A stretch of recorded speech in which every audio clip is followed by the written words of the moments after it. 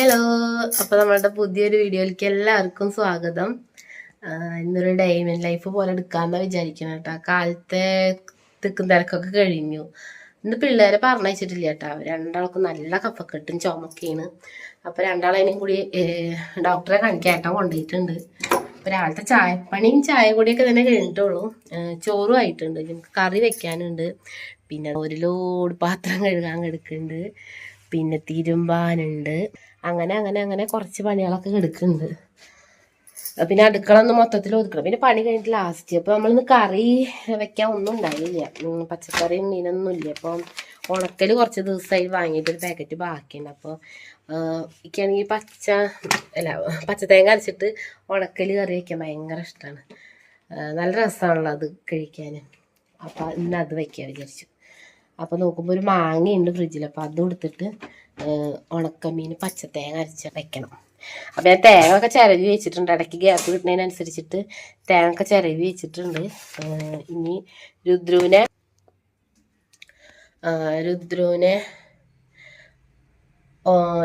ഉറക്കിയിട്ടുണ്ട്. ഞാൻ വിചാരിച്ചു രുദ്രുവിനെ ഉറക്കിയിട്ടുണ്ട്. അപ്പോൾ എന്താ പറയാൻ വന്നത്, അവൻ എണീക്കുമ്പോഴത്തേനും പണിയോട് കഴിക്കണം, അതാണ് പറയാൻ വന്നത്. അപ്പം ഞാൻ വേഗം നോക്കട്ടെ കേട്ടോ. ആദ്യം മാന്തൽ റെഡിയാക്കട്ടെ, നേരാക്കട്ടെ. എന്നിട്ട് ഇത് അടുപ്പത്ത് വെച്ചതിന് ശേഷം നമുക്ക് പാത്രം കഴുകാൻ നിൽക്കാം.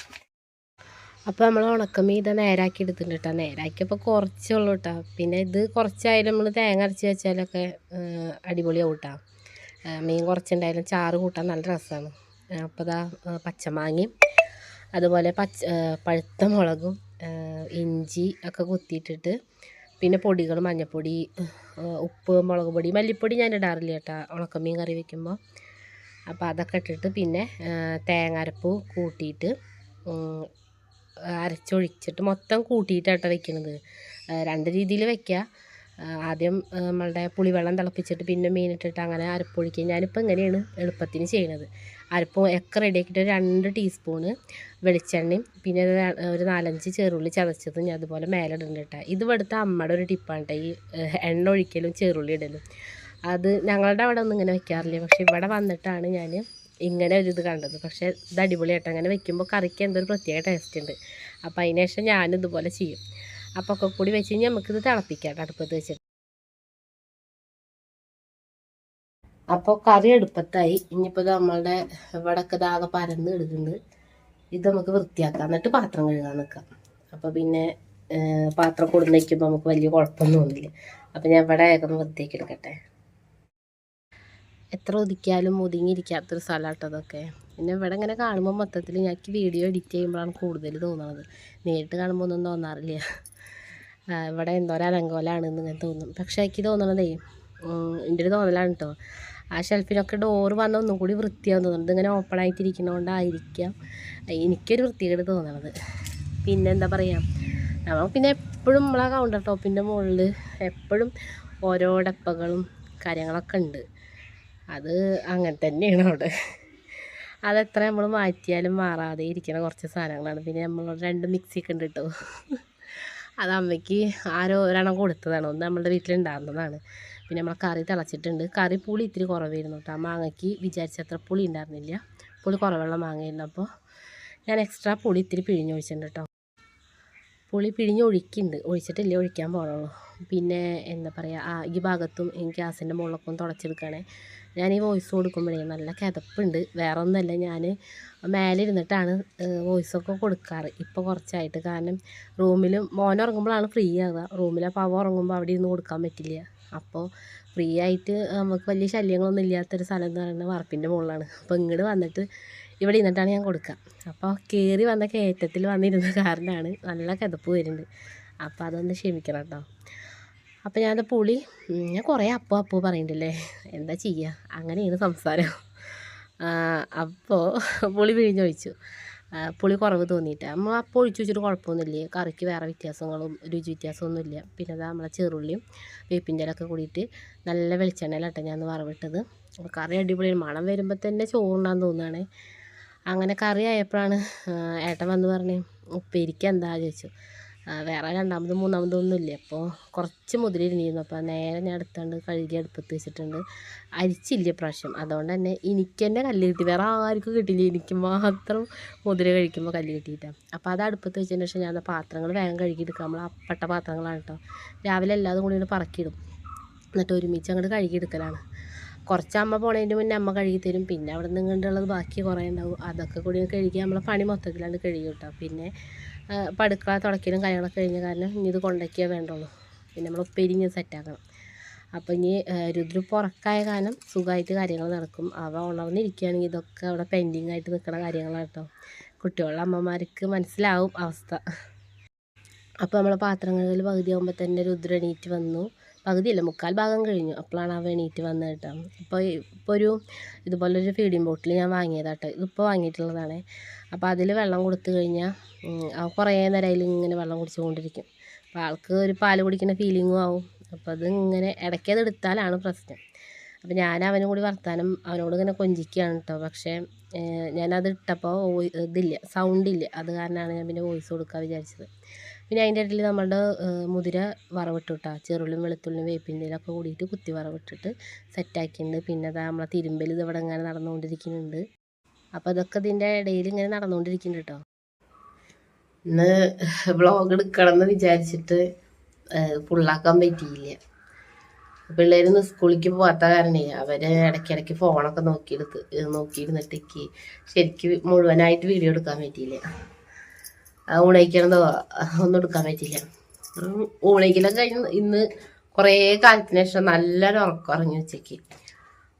ഒന്നാമത് വയ്യട്ടാ, ഒരു വയ്യായിക ഉണ്ട്. ഫുള്ള് ഇന്ത്യയും മാറിയിട്ടില്ല, ഈ മൂക്കടപ്പും ജലദോഷവും തൊണ്ടവേദനയും കാര്യങ്ങളൊന്നും.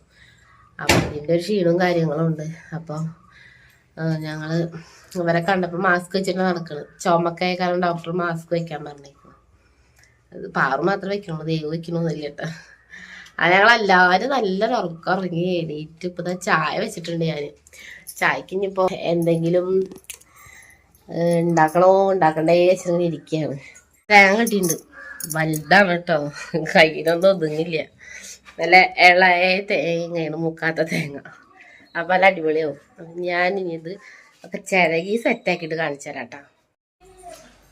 അപ്പം നമ്മൾ അവിൽ ഇവിടെ റെഡി ആയിട്ടുണ്ട് കേട്ടോ. ശർക്കരയും തേങ്ങ ഒക്കെ ഇട്ടിട്ട് കുഴച്ച് സെറ്റാക്കിയിട്ടുണ്ട്.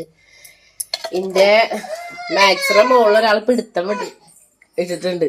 ആള് ഇനിയിപ്പോഴൊന്നും വിടില്ല, ആ ഉറങ്ങി എണീറ്റിട്ട് ഇതിൻ്റെ പിന്നാലെ നടക്കുക കേട്ടോ. അപ്പം ഞാളെല്ലാം സെറ്റാക്കട്ടെ. അതുവരെ നമ്മളെ ചായയും അവിലൊക്കെ അവിടെ ഇരിക്കട്ടെ. അങ്ങനെ രുദ്രനെ ഒരുവിധം ഒക്കെ സെറ്റപ്പാക്കി ഒരു ഭാഗത്ത് ഇരുത്തിയിട്ടുണ്ട് കേട്ടോ. അതിൻ്റെ ശേഷം ഞാനിത് വിറക് കൊടുന്ന് നിൽക്കുക. നമ്മുടെ അടുക്കളയിൽ വിറകില്ല, നാളെ കത്തിക്കണമെങ്കിൽ ഒന്നുമില്ല. അപ്പം വിറകും അതുപോലെ തന്നെ ചകിരി, ചിരട്ട, അങ്ങനെയുള്ള കുറച്ച് ഐറ്റംസൊക്കെ ഉണ്ട്. അപ്പോൾ അതൊക്കെ ഇങ്ങോട്ട് കൊടുത്തേക്കായിരുന്നു കേട്ടോ. ഇതിൻ്റെ ഇടയിൽ പിള്ളേർക്ക് ചായ കൊടുത്തിരുന്നു കേട്ടോ.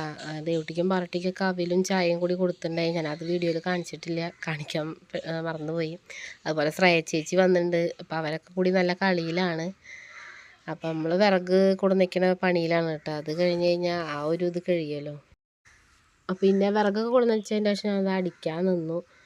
അപ്പോൾ സമയം ഏകദേശം 6 മണി എത്തിയിട്ട് നമുക്ക് പിന്നെ ഇന്ന് വിളക്ക് വയ്ക്കണ്ട, വിളക്ക് വയ്ക്കാൻ പറ്റില്ല. അപ്പോൾ അത് കാരണം കുറച്ച് വഴുകിയതാണ് കേട്ടോ. വിളക്ക് വയ്ക്കാനില്ലല്ലോ, അപ്പം മെല്ലെ മതി എന്നുള്ളതിലാണ് ഇങ്ങനെ ഇതായത്. അപ്പോൾ ഞാൻ അടിക്കലും മറക്കലും അതുപോലെ പുറത്തെ സ്റ്റാൻഡിൽ നമ്മൾ ഉണ്ണിയോളെ തുണികൾ ഇട്ടിരുന്നു കേട്ടോ. അവരുടെ കുഞ്ഞു ട്രൗസറും കാര്യങ്ങളൊക്കെ ചെക്കൻ്റെ. അപ്പോൾ അതും അങ്ങോട്ട് എടുത്തു കൊടുന്നു. അതാ പുറത്തേക്ക് ഇറങ്ങിയപ്പോൾ ഓർമ്മ വന്നത്. അതിൻ്റെ ഇടയിൽ അമ്മ വന്നിട്ടുണ്ട്. അമ്മ വന്ന മിറ്റൊക്കെ അടിക്കും. അപ്പോൾ അത് ഹാളിൽ പിന്നെ പിള്ളേരുള്ള വീട്ടിൽ എത്ര നമ്മൾ അടിച്ചിട്ടാലും ഇത് തന്നെയാണ് അവസ്ഥ കേട്ടോ. അങ്ങനെ അടിക്കലൊക്കെ കഴിഞ്ഞ് വന്നപ്പോൾ നമ്മൾ വെള്ളം തിളച്ച് സെറ്റായിരുന്നു. അപ്പോൾ അതിലേക്ക് അരിയിട്ടു. അപ്പോൾ നമ്മൾ 2 നേരം ചോറ് വയ്ക്കും കേട്ടോ. നമ്മൾ കുറേ പേരുള്ള കാരണം ഒറ്റ ട്രിപ്പ് ഇടില്ല. പിന്നെ നേരത്തെ വയ്ക്കും രാവിലത്തെ ചോറ്. അമ്മയ്ക്ക് നേരത്തെ വെച്ചാലേ സമാധാനമുള്ളൂ. അമ്മയാണ് ചോറ് വയ്ക്കുന്ന ആൾ കേട്ടോ. കാലത്ത് വൈകിട്ട് ഞാനോ വിനിതയോ വയ്ക്കും. അപ്പോൾ അതവിടെ സെറ്റാവുന്നു. ഇരുട്ടായി തുടങ്ങി. ഇവിടെ തുണികൾ എടുക്കണ കാര്യം സത്യം പറഞ്ഞാൽ മറന്നു. 2 ദിവസം ഇട്ടിട്ടോ, മഴ പിടിച്ചില്ല, അപ്പോൾ ഇട്ടതാണ്. അപ്പോൾ ഇന്നലെ എടുക്കണം വിചാരിച്ചിട്ട് ഇന്നലെയും മറന്നു, ഇന്നും മറന്ന. ചിലപ്പോൾ ഇന്ന് നല്ലൊരു മഴ പെയ്താൽ ചിലപ്പോൾ ഈ ഉണങ്ങിയതൊക്കെ നനയാൻ ചാൻസ് ഉണ്ട്.